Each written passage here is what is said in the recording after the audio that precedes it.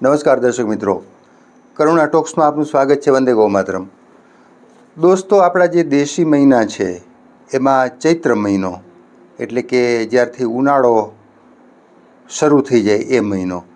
ચૈત્ર મહિનામાં આપણે ત્યાં એક વર્ષો જૂની માન્યતા છે કે ચૈત્ર મહિનામાં મીઠું, સોલ્ટ, નમક એની ખરીદી ના કરાય. એટલે આપણા જે માતાઓ બહેનો હોય છે એ મોટે ભાગે ચૈત્ર મહિનો શરૂ થવાનો હોય એના આગલા દિવસે અથવા તો એના 2 દિવસ વહેલા થોડો મીઠાનો સ્ટોક ઘરમાં કરી લે, 2-4 કિલો મીઠું ખરીદી રાખે. કારણ કે ચૈત્ર મહિનામાં જો મીઠું ખૂટી જાય તો ખરીદાય નહીં, એવી એક માન્યતા આપણે ત્યાં વર્ષોથી ચાલે છે. એટલે ચૈત્ર મહિનાના 30 દિવસ સુધી મીઠું ખરીદાય નહીં. હવે આની પાછળ તો ધાર્મિક કારણો જે હશે તે, પણ મૂળભૂત રીતે આયુર્વેદની રીતે અને ધર્મની રીતે, અથવા તો આપણે એને મેઇનલી આયુર્વેદની રીતે, શરીરશાસ્ત્રની રીતે જોઈએ તો મૂળ પરંપરા એવી છે ચૈત્રમાં મીઠું ન ખરીદાય એમ નહીં, પણ ચૈત્રમાં મીઠું ન ખવાય અથવા ઓછું ખવાય. મૂળ માન્યતા એ છે. આયુર્વેદની રીતે જોઈએ તો મૂળ વાત એ છે કે ચૈત્ર મહિનામાં અલુણા વ્રત કરવા. કેટલાય લોકો એવા હોય છે શ્રદ્ધાળુઓ જે અલુણા વ્રત કરે. લૂણ એટલે મીઠું, સોલ્ટ, નમક. અલુણા વ્રત એટલે મીઠા વગરનું ભોજન, અથવા તો ઓછા મીઠાવાળું ભોજન, અથવા તો કેટલાક લોકો એકાંતરા અલુણું વ્રત કરે. એટલે એક દિવસ મીઠાવાળું ભોજન લે, પછીના દિવસે ના લે, પછીના દિવસે લે, પછીના દિવસે ના લે. એટલે એક દિવસ મીઠાવાળું ભોજન લે, એક દિવસ ના લે, એક દિવસ લે, એક દિવસ ના લે. આ રીતે 30 દિવસમાં 15 દિવસ મીઠાવાળું ભોજન, 15 દિવસ મીઠા વગરનું, અથવા તો એવું ભોજન જેમાં મીઠું આવે નહીં. દાખલા તરીકે તમે ખીર ખાઓ, દૂધપાક બનાવો, તમે મીઠો ખીચડો અથવા મીઠો ભાત, મીઠા ભાત બનાવો, તો એમાં એટલે ગળપણવાળી વસ્તુ છે. દાખલા તરીકે શીરો તમે ખાઓ છો, દાખલા તરીકે તમે શ્રીખંડ ખાઓ છો, દાખલા તરીકે તમે કેરીનો રસ ખાઓ છો, તમે લાડુ ખાઓ છો, તો ગળપણવાળી જે વસ્તુ છે એમાં મીઠું ના આવે. તો એક દિવસ એવું ભોજન જેમાં મીઠું ના આવે, એક દિવસ મીઠાવાળું ભોજન. તો આ એકાંતરા વ્રત. કેટલાક લોકો આખો મહિનો અલુણા વ્રત કરે, પણ એના ફાયદાને તો આપણે ચર્ચા કરીએ જ, જે જાહેર છે, આયુર્વેદ જેને સપોર્ટ કરે છે. પણ સૌથી પહેલાં તો એ સૂચના, ડિસ્ક્લેમર જેને આપણે કહીએ ને, એ આપી દેવું પડે કે મેડિકલ સાયન્સ એવું માને છે કે શરીરમાં મીઠાનું પ્રમાણ પણ યોગ્ય રીતે જળવાયેલું રહેવું જોઈએ.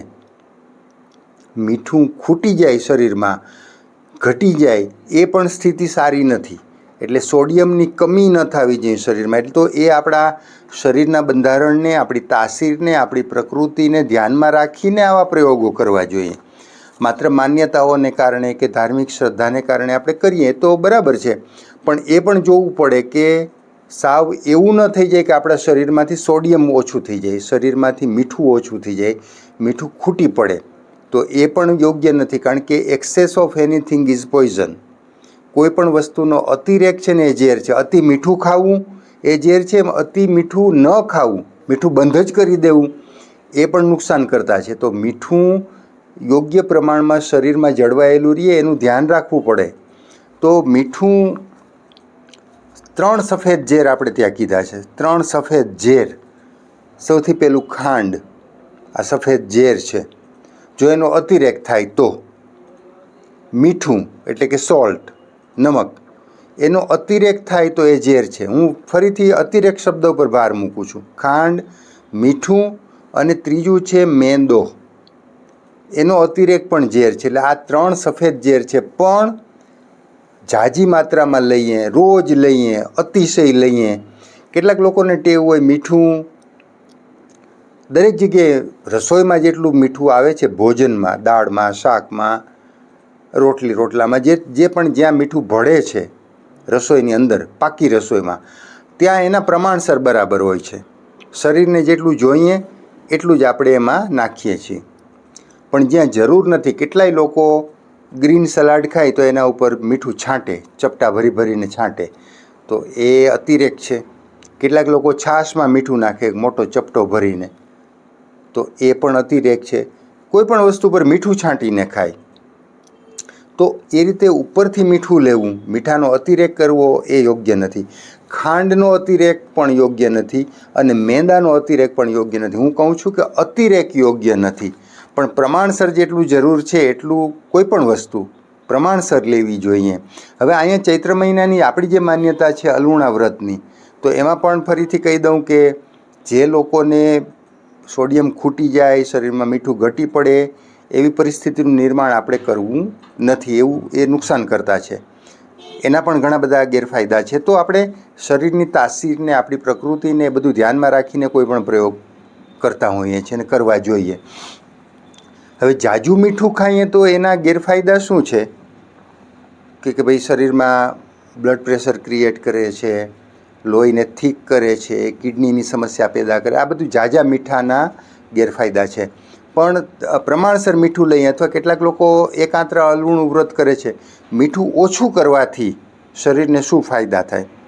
મીઠું ઓછું લેવાથી, તો ઓછું મીઠું શરીરને ડિટોક્સ કરે છે, એટલે શરીરમાંથી જે ઝેરી દ્રવ્યો છે એને કાઢી નાખે છે, તંદુરસ્તી વધારે છે.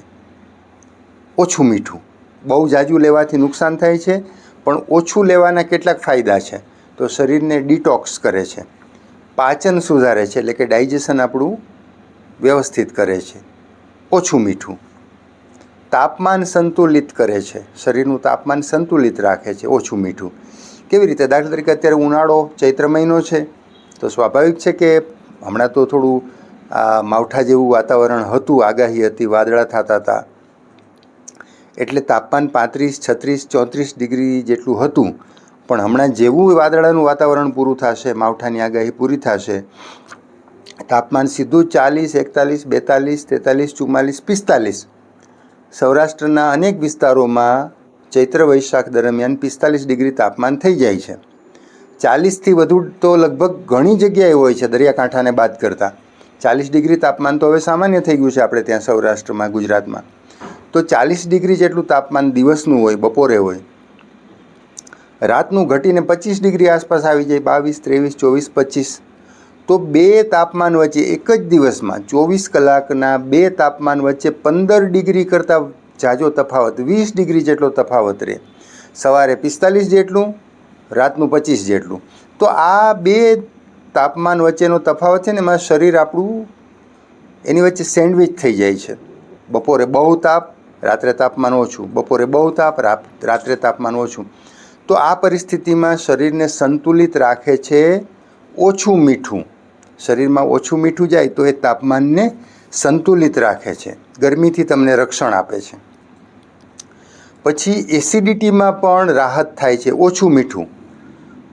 ઓછું મીઠું ખાઈએ તો એસિડિટી, જેને પણ એસિડિટી રહેતી હોય, અમ્લપિત્ત, એને એ રાહત આપે છે. પછી ઇમ્યુનિટી વધારે છે.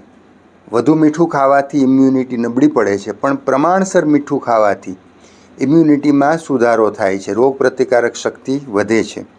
ચામડીના રોગોમાં તો મીઠા ઉપર ખૂબ પ્રતિબંધ મૂકવાની વાત આપણને ડૉક્ટરો કહેતા હોય છે. કોઈને ચામડીની સમસ્યા છે તો એને કહેતા હોય કે ભાઈ મીઠું ઉપરથી ના ખાઓ, મીઠું જાજુ ના ખાઓ, જ્યાં ત્યાં મીઠું છાંટીને ના ખાઓ. કેટલાક લોકો ફ્રૂટ ઉપર મીઠું છાંટીને ખાય, તરબૂચ ખાય તો એના ઉપર મીઠું છાંટે, કેરીની ચીરો કરે તો એમાં મીઠું છાંટે, શેરડીનો રસ પીતા હોય તો એમાં ચપટી ભરીને મીઠું નાખે, છાશમાં મીઠું નાખે, કોઈપણ પ્રકારના શરબત બનાવે તો એમાં ચપટી ભરીને મીઠું નાખે. તો મીઠાનો અતિરેક કરવાની ના પાડે છે. જેને ચામડીની સમસ્યા છે તો એને માટે પણ મીઠું નુકસાન કરે છે. તો અલુણા વ્રત છે એમાં ક્યાંક ફાયદો કરે છે, અથવા એકાંતરું અલુણું વ્રત છે એમાં ક્યાંક ફાયદો કરે છે. બીજું કે ગરમીથી મોટું રક્ષણ આપે. અત્યારે બહુ તાપ પડે છે, આપણે લૂમાં નીકળવું પડે, તડકામાં નીકળવું પડે, કારણ કે રોજ ઠંડકમાં જ રહીએ, ઘરમાં જ બેઠા રહીએ એવું તો શક્ય નથી. નોકરીને કારણે, ધંધાને કારણે, વ્યવસાય માટે આપણે બહાર જવું જ પડતું હોય છે. અભ્યાસ માટે વિદ્યાર્થીઓએ જવું પડે, લૂ લાગે, તડકામાં નીકળવું પડે. તો આ બધા સામે પ્રમાણસર મીઠું લઈએ, ઓછું મીઠું લઈએ તો રક્ષણ મળે છે. લૂ સામે તમને રક્ષણ આપે છે. પછી લાંબો સમય મીઠું જો ન લઈએ તો મેં પહેલાં જ કીધું, વચ્ચે પણ કીધું, ફરીથી કહી દઉં, લાંબો સમય મીઠું ન લેવાથી શરીરમાં સોડિયમ ઘટી જાય તો એના પણ ઘણા બધા ગેરફાયદા હોઈ શકે છે. તો એવા પ્રયોગ ન કરીએ. કે કેટલાય દિવસો સુધી આપણે મીઠું લઈએ જ નહીં, ખોરાકમાં ભોજનમાં પણ ન લઈએ. જ્યાં જેટલા મીઠાની જરૂર છે ત્યાં મીઠું એટલું લેવું પડે. દાખલા તરીકે ભોજનમાં મીઠું જરૂર છે ત્યાં લઈએ, પણ અતિરેક છે એનો તો એ કિડનીને નુકસાન કરે છે, બ્લડ પ્રેશર વધારે છે. તો આ બધી સમસ્યાનું પણ ધ્યાન રાખીએ. પણ ચૈત્ર મહિનામાં ખાસ, કારણ કે તાપમાનના દિવસો હોય છે, ગરમીના દિવસો હોય છે, એટલે આપણા બાપદાદાઓએ એવી વ્યવસ્થા રાખી હતી કે અલુણું વ્રત કરવું. અને જેને અનુકૂળતા ન હોય એને અઠવાડિયામાં એકાદું કરી શકાય. જરૂરી નથી કે આપણે 30 દિવસ અલુણું વ્રત કરીએ, એનાથી તો ક્યાંક નુકસાન થઈ શકે. પણ એકાંત્ર અલુણું વ્રત કરીએ, 2-4 દિવસે એકવાર અલુણું વ્રત કરીએ. આપણે નક્કી રાખીએ કે ભાઈ સોમ અને ગુરુવાર, અથવા તો બુધ અને શનિવાર, અથવા તો રવિ અને ગુરુવાર એવા રાખીએ કે જેમાં હું મીઠું જેમાં ન આવતી હોય એવી વાનગી ખાઈશ. જમવાનું બંધ નથી કરી દેવાનું, મીઠું જેમાં ન પડતું હોય એવી કોઈ વાનગી ઉપર હું એક દિવસ કાઢી નાખીશ. તો મારું અલુણું વ્રતય થઈ જાય, અઠવાડિયામાં એકાદ દિવસ મીઠાથી હું દૂર રહી શકું, અને ચૈત્ર મહિનાની જે પરંપરા છે એ પણ જળવાઈ જાય, શરીરને પણ જે કંઈ લાભ થવાનો હોય થઈ જાય. પણ આનો અતિરેક નથી કરવાનો. અગેન આ વાત કરવાની જ હોય કે ભાઈ કોઈ પણ વસ્તુનો અતિરેક છે નુકસાન કરે છે. મીઠું બંધ જ કરી દઈએ, હું 30-40 દિવસ મીઠા વગરનું જ ખાઈશ, એવું નહીં કરવાનું, કારણ કે એ નુકસાન કરે છે શરીરને. તમારી તાસીરને, તમારી પ્રકૃતિને ધ્યાનમાં રાખીને શરીરને નુકસાન થાય અથવા કંઈ પણ તકલીફ થાય એવું કોઈ કામ આપણે નહીં કરીએ. અંતે તો આપણે આપણા સ્વાસ્થ્ય માટે કરીએ છીએ, તો સ્વાસ્થ્ય બગડે એવો એક પણ પ્રયોગ આપણે કરવો નહીં જોઈએ. બસ અલુણા વ્રત વિશે આટલી વાત કરવાની હતી. ફરી પાછા કોઈ નવી વાત સાથે, નવા વિષય સાથે મુલાકાત કરશું. ત્યાં સુધી રજા આપશો. નમસ્કાર.